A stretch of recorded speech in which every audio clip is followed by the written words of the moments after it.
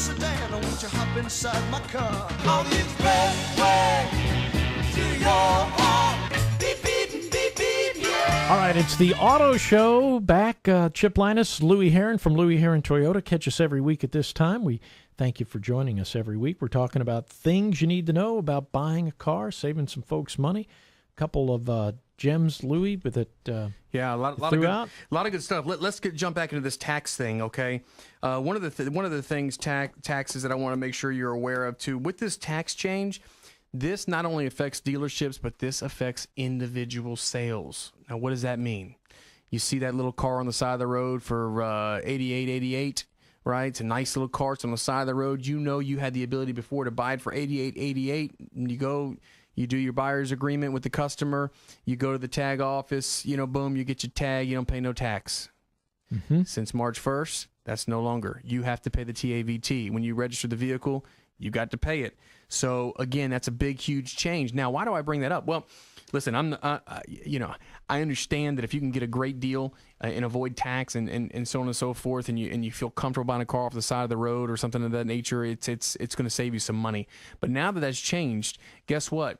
Now you have to really consider the fact that, okay, if I've got to pay nearly the same amount of money anyways from a dealership as I would an individual owner, why wouldn't I buy it from a dealership? Why wouldn't I buy it from a Butler that's been here for 25 years? Why wouldn't I buy it from a Jimmy Britt that's been around for 10 years? Why wouldn't I buy it from a Louie Herron that's been around for 4 years? Why wouldn't I buy it from a Childry that's been around for umpteen years? I don't even know, 30 years. Think about that for a moment. Now, if you're going to have to pay the same dollars, okay, I understand if you could save some money. That's a no-brainer. If I got to pay the same dollars, now I want to do business with reputable people. I want to do business with someone that I can go to if I got an issue. I want to do business with someone that's going to provide a warranty. Like we provide a lifetime warranty on a used car, no charge. Right. So now you get a lifetime warranty at no charge. Buy it from a reputable dealer, somebody you can contact, somebody you can email. I always say the dealer's always in. I can't speak for Mr. Childry. I don't know if he's in the store every day. I don't know if Mr. Butler's in the store every day. I don't know if Jimmy Britt's in the store every day. I don't know, but I know that I'm in the dealership every day. When you buy a car from Louie Herron Toyota and the owner's just upstairs, you can see me from the showroom in the glass window. What does that mean to you? That means that I can see you. I can talk to you. And if I got an issue I want it resolved, hopefully my people will resolve any issues prior to that. But you've got the confidence. You can't get that confidence on the side of the road, Chip. I got you. And, Louie, if they bought a car like from their brother or mother and they say, okay, I've got a way to go around this, I'll buy the car for $100. And if I'm just paying 7%, that's only $7. Mm-hmm. You go to the tag office, and it's not what you paid for it; it's what it's valued at. That's correct. So you get a great deal, and they're on a future market value. You still may have to come up with $600 because the car may be worth way more than the deal they cut you. Regardless, they could sell it for more or less. That's right. It doesn't matter. That's right. So again, we've touched on another tax tip. Chip, you had one too that you wanted to bring up, and I thought it was a great tip that if you're listen to this right here, because Chip has a great point. Go ahead, Chip. I found this out myself. If you bought a car, new or used, from a dealer between January 1st, 2012 and February 28th of 2013, that's like a 14-month period. You bought a new or used car during that period. You've paid sales tax on it because you bought it from the dealer. That's correct. You can go to your county tag office and opt in to this no ad valorem tax situation. Yes. For the remainder of the life, as long as you own that car, you will not have to pay ad valorem tax. But you got to go back to the tag office before December 31st of this year. Now, that's information that you would never get if you didn't listen to this show. Those are the things and again, that's going to save you ad valorem tax for the next 2, 3, 4 years of ownership. No brainer. Got to go back and get that done. That could be $200 a year for the next. Oh yeah, 4 years. That could be $1,000, $800. Who knows what? Yep. So again, very, very important. So we're talking about things you need to know before you go to the dealership. Here's what I'm going to throw out to you. If you're listening to this show right now to the end of this month, things you need to know. We're going to do, if you mention on this show, $17.95 oil change. Regular oil, if it's synthetic, $39.95. on an oil change. That's something you need to know. You may go into the dealership, or you may go to a dealership and just and pay full price, no discount on a service or on a car. And if you didn't have that information, you wouldn't be able to get the deal. The other thing too is if you buy a set of tires from now to the end of the month, we're going to do a lifetime tire rotation. We'll note it, and every time you need to get tire rotated, it wouldn't cost you a penny. This is something you need to know. Now, we don't do this often. I'm only doing it because the topic of the show is things you need to know, so I'm giving you something that you need to know.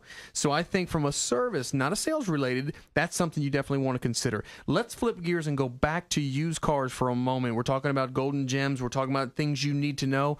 When you buy a used car, it is solely 100% your personal responsibility to find out the history of that car. How are you going to find out the history of that car? What are you going to do to know that when you buy somebody else's automobile that's being sold at the dealership, how do you know it's going to have value? It's going to last long. It's reliable. Again, you can always go and say, well, it's a Toyota. Well, it's a Honda. Great. And I agree with that. If you buy an Asian import, typically, statistically, the values of those cars are greater because the reliability is longer. I got you.